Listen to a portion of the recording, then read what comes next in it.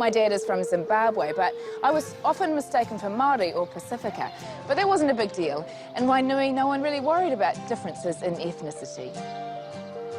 We celebrated the best of all cultures as though they belonged to all of us. Whether it was kapahaka, a Samoan church service, Indian festivities, we took part in them all. Looking back, it was a very inclusive time. There were a few families who really held the community together. The umangas were one. Now, I actually went to school with Tana Umanga, and in our final year of school, he and I were voted best bodies. Tana's cousin Pati is another member of the family who is passionate about helping Wainui and the broader Pacifica community, despite the challenges he's faced himself. People look at disability and they think, especially if they were able-bodied before and they become disabled, that others may see that as the end of the world, but it's not. It's actually the beginning of a new journey. If you can carry that attitude with you, you can overcome anything. My parents were born in Samoa. My mother was born and raised in Wainuiomata, and my father was born and raised in Wainuiomata. We moved to Wainuiomata in 1964. We were little young kids. We did have a traditional upbringing because our father was quite strict. He was a chief back in Samoa, a Matai. For him, culture was everything, and he wanted to make sure that we actually kept true to the culture, which didn't really rub off on myself at the time because I was quite influenced by my friends and going out and wanted to be a bit more hanging out in town. And my father sat us down, my brothers and I, and just said, "You're going to make a band."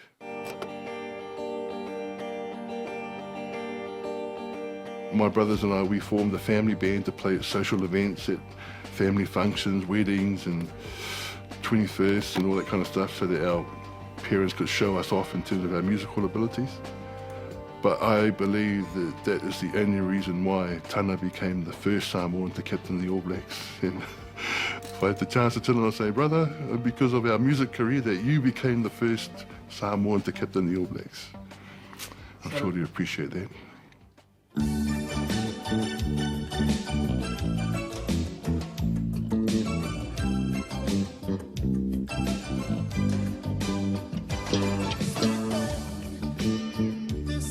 I was actually setting up a music course at Whitireia Polytechnic, and I also joined the Holidaymakers.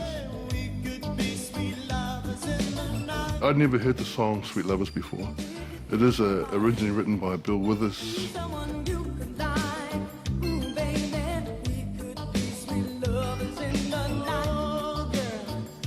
The Holidaymakers had performed it as one of their songs. There was a part in the song where there's a gap. In that gap, I put a pop in there, and that became a feature of the song.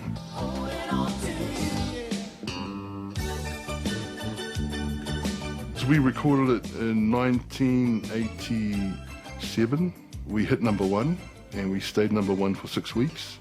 We got Song of the Year, and we won 8 gongs at the New Zealand Music Awards. In 2005, May 26, at approximately 8:10 in the morning, I was having a shower at home, and I bent down to pick up the shampoo, and the bath mat slipped out from under me.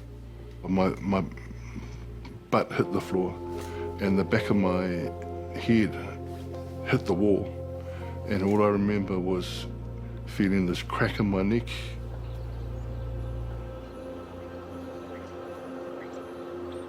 I didn't think I'd wake up, but when I did, all I could move was 2 fingers, and I could talk, but that was it. When you're that vulnerable that you can't do it anymore, you just think,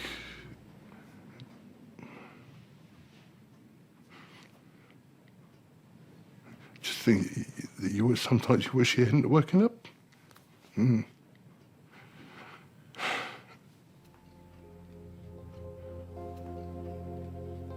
I guess it took a couple of years to climb that mountain. You know, it was like peaks and troughs. A couple of close friends came along and really kind of helped me to get out of that area as well. They basically come along and like were literally about to slap you in the face and say, come on, wake up, man, you can do this. And in the end, you know you could. Yeah. There was not enough of our Pacific people lending the voice of the disabled people. So I've specifically targeted that area to basically position myself to contribute a Pacific perspective to the developments of those policies, those programs and those services. We're going to get started straight away into our celebrations for today. So I realise now that it's not often you will see someone with a disability performing on the stage. Having the wheelchair, it provides me with the meeting my musical and creative needs, but at the same time it can be a role model for others who may look at, wow, that guy there is on the stage and he's performing in front of all these people. I was awarded a Queen's Service Medal in 2013, and it was for services to the Pacific community. When I give back to my community, I give willingly and freely, and it's just a way of, I guess, almost saying thank you to what Wainuiomata gave me when I was growing up, and now I want to give back to Wainuiomata. And I know that I'm not just giving on my own, that there are other people I'm working with who are just as passionate as I am about wanting to give back to their community, because we're all from Wainuiomata, and it's all about Wainuiomata.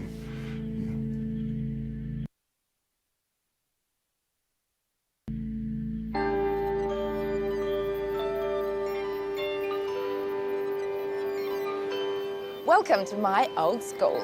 Well, actually, in my day, this place was called Parkway College. But in 2002, the two colleges in the valley combined, and Wainui High School was born. I was really sporty as a kid.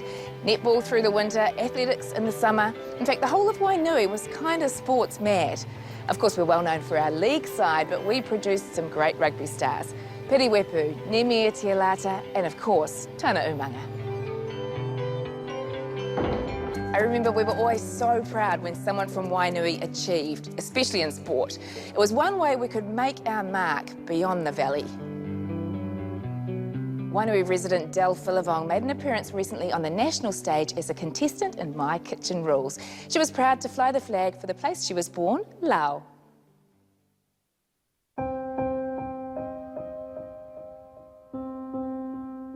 I remember my first day in primary school, I had fried rice for lunch and I got bullied a lot for that. And I told Mum never to give me fried rice ever again.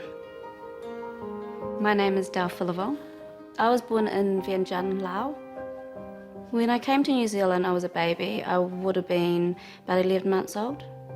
The reason why my mum and dad left was to try to provide me with a more stable life and just to get away from all the dangerous stuff that was happening at the time. We had to cross the Mekong River, but we had to do it so all the soldiers and the guards wouldn't see us, so we had to cross by night. My mum had to give me some pills so I'd actually fall asleep. If I cried, we would probably be shot and I wouldn't be here. We went to Thailand first, to the camp there, and we stayed there for, I'm not quite sure, maybe a few months before we moved on to New Zealand. That photo of me in the pool, and that was our neighbours. I used to go over there and eat ice cream, I remember. We kept a lot of Lao customs going. We always have large parties. People normally just come over and help cook. Lao food I think it just tastes better in every way. It feels like home. It feels warm. If there's one dish that I would have before I die, would be definitely a Lao dish.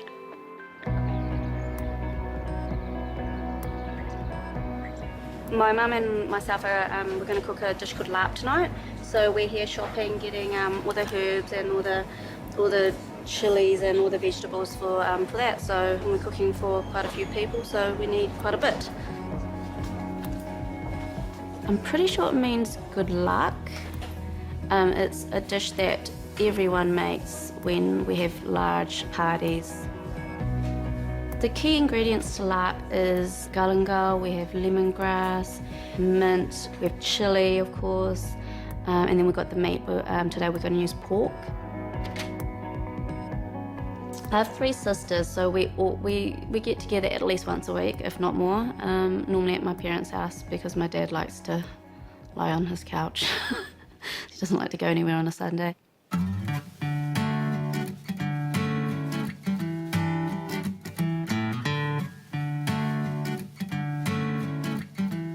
Mum's gonna chop up the herbs now for the lap, and we've got just mint. We've got Vietnamese mint as well. Pak pao. Yeah, that one is very good for the wind, the inside. The wind? Yeah, if people got too much wind inside, they can burp. They can burp so they can fast. It's very good, like medicine, that one.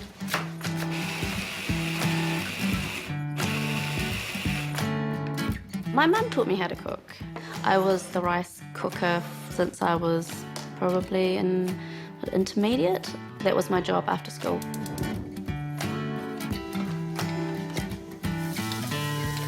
I'm just frying off the paste. I'm just for a couple of minutes. This is before we add the fish sauce and the sugar and lemon and that, and then toss it with the herbs. We just wanted to release all its fragrance.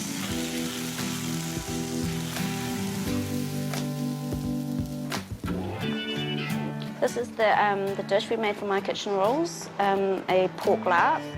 So this is going to be really good tonight. And we've got 2 10s on the night, so it's going to be a winner.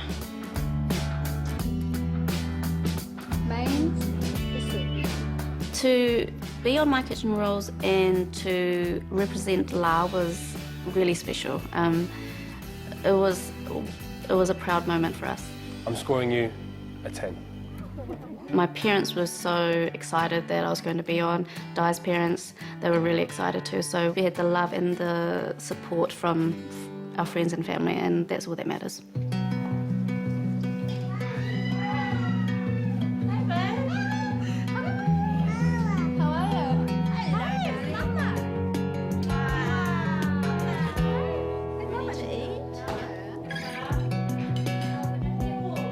Wainuiomata has changed quite a lot. It's a lot flasher. When we were here, there was a handful of Asians, and now, there's a lot more. And it's good to see that too. And I think my parents made a good choice to start here, and I'm still here. So I've tried to leave, but I keep coming back. So no, it's good.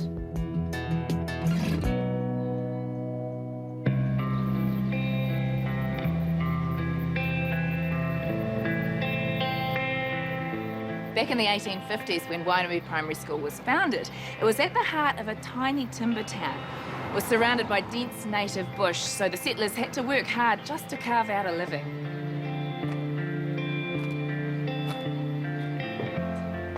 The Wainuiomata Museum is housed in this 1908 school building, and it tells the story of that time right through to the housing boom after World War II. At that time, young families flocked to Wainui, and it became known as Nappy Valley, the epitome of suburbia. More recently, people have been drawn by the opportunity of an alternative kind of lifestyle. Shelley and Jeremy Gardner left South Africa because of fears for their family's safety. The home they've created in the hills behind Wainui is the culmination of a different kind of journey.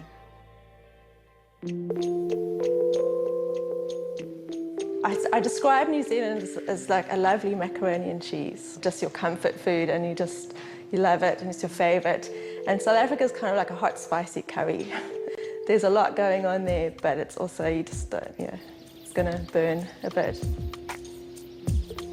Hi, my name's Shelley Gardner. I'm Jeremy Gardner. And we were born in South Africa. And we came to New Zealand in 2006.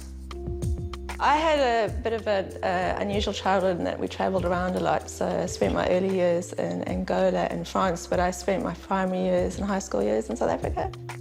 I lived at a beautiful coastal location and just really enjoyed all the natural environment that South Africa provides, but also the same growing up in a country that's full of violence and problems sort of does expose you to a lot and sort of does change the way your outlook on things.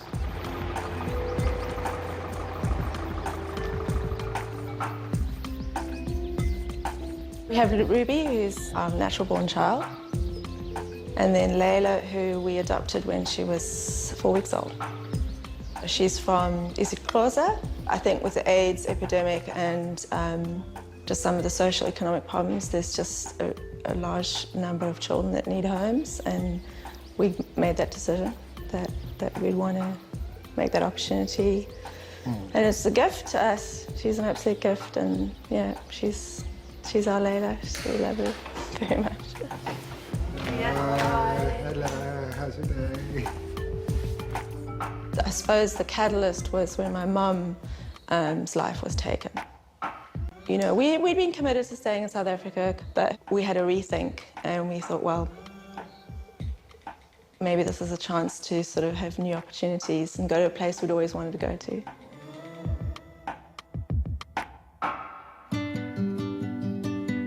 When we arrived in New Zealand, we were hoping just to have a simple life, have a trouble-free life. We did also have a goal that we wanted to get onto a piece of land, because before we left, we built a house in Cape Town, and we left it, and we said to ourselves we would get a piece of land and we would build a house again, because we thoroughly enjoyed the process, and that we've managed to achieve by coming out here. We moved a little batch onto the site, started the build process. It took 2 years. The first winter was very hardcore.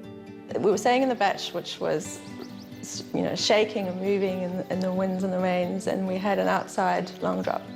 Yeah, we thought, my goodness, what have we done? We were top of this very windy hill, and went to show if we'd made the right decision. Our plan was always that it would be a special place that was almost hand-built. So we wanted to work with a builder who understood what we were into, which was handmade, old school sort of approach to building. For us to build with recycled timbers was pretty much the way Shelley and I are, in the sense that we love scavenging, we love finding things, we love being able to find anything and reuse it. There's a lot of pieces in the home that we've reused. All our furniture that we have all got like a sort of a story. We can tell you where we found it, who had it, and if it was lying in a dump, or if it was, you know, somebody like my granny's house. We'll see now. You just hold that side. Finishing process, for me, it's never finished, but it was good to be able to move in. That was a great feeling, moving in, having our first Christmas in it. Finally feeling like, yeah, enough of it was done that we could be comfortable here. And the rest can just come with time and just develop. Perfect, huh? Yeah, looks good, eh? Or you?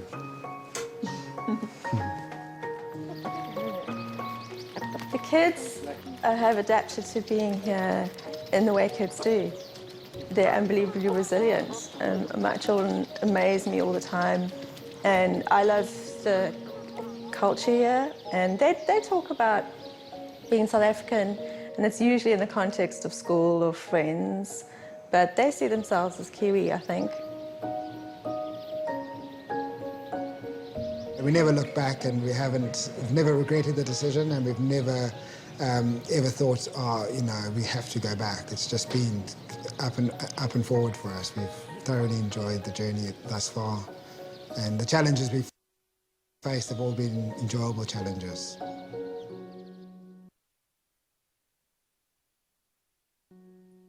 Yeah, the wall. What's happening?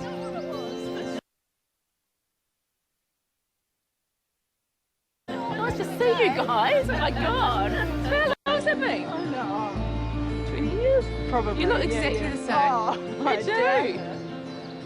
We spent a lot of Friday nights pretty much every Friday night down here. This was the heart of our social world, and it was fun. It was pumping. It was. Wasn't it? It was, yeah. What did we do, though? We follow boys. Yeah, exactly. Yeah. I'm sure we did something more substantial than that. But We looked at the shops. Yeah. Yeah, there were a few more shops here then. There were a few more shops, and it is a little bit sad to see so many empty now, but still got that same feeling. It brings back lots of good memories, doesn't it? It does, oh, for sure, yeah. Yeah, those were the days.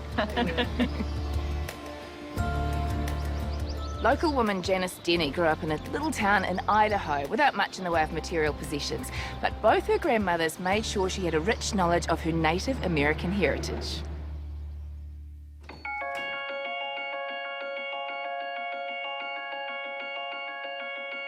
Oh, my life in Wainui's been absolutely fantastic. The brief period of time when I was the foreigner quickly broke down, and people are lovely and accepting and willing to look at the weirdo, you know, from the backwoods. Yeah.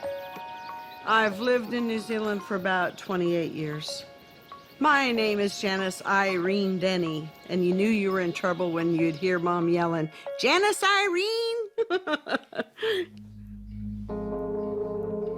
My mom's mom is the lineage where the Cherokee comes from. She was not highly educated, one of 9 children, difficult upbringing. So you learn to use everything around you. This is an old copper I got from my mom's mom, and this is what you boiled up: the butchered pig, the laundry, the bottling, what we call canning, but there are no cans involved, so I'm not sure. It's been replaced by the washing machine, the dishwasher, oven, everything. So it's an amazing tool. And I know people that they're gonna say, "Oh my God, food and clothing." But when you had nothing, then one thing had to do for everything. So this was pivotal to my Grandma Mac's house. And when she died, it was like, yeah, I want that. I'm a very visual person. I see it, I remember. Summers, going to the spring house with a stick, because the rattlesnakes like the cool of the spring house, and you were sent to get butter.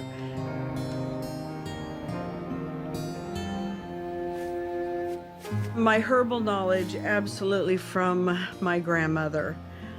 She taught me how to watch how plants live.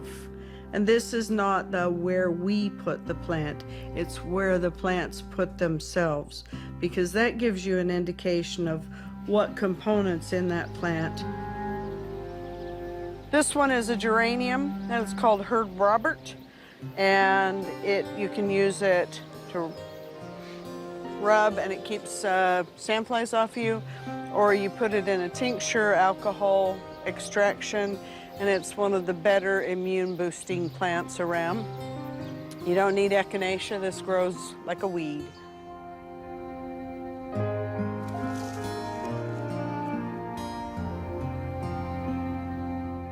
It's interesting because if you ask my mother about how we grew up, she was embarrassed as hell about it. We were the last family to get electricity in the valley and stuff. I thought it was bliss. You know, it was a dirt floor, so you're chasing piglets through the house, getting the kitchen, you know, getting the chickens off the kitchen bench, that kind of stuff. As a child, that's fascinating.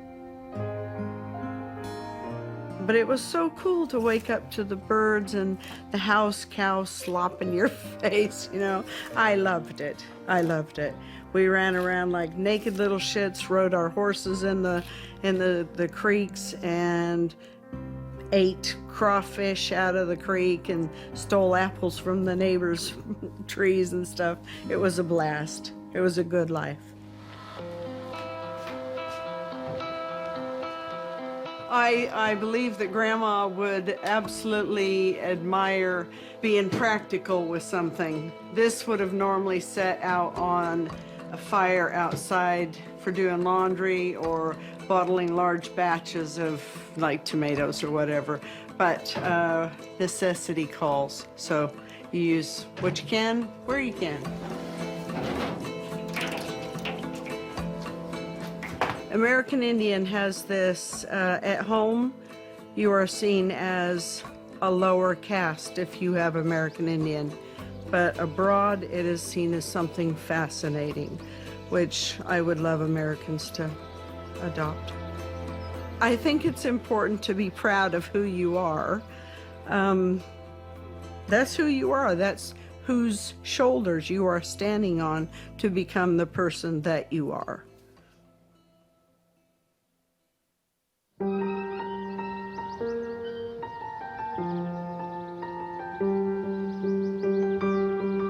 For 12 years, I lived just over that fence, so I spent a lot of time at this park. And being back here reminds me what a wonderful childhood I had here. Wainui has faced some tough times over the years, but some things haven't changed. There's still a simplicity, a sense of belonging, a sense that everything you need is right here in the valley. And it warms my heart to see the way this place has welcomed so many newcomers over the years. Wainuiomata still feels like home to me.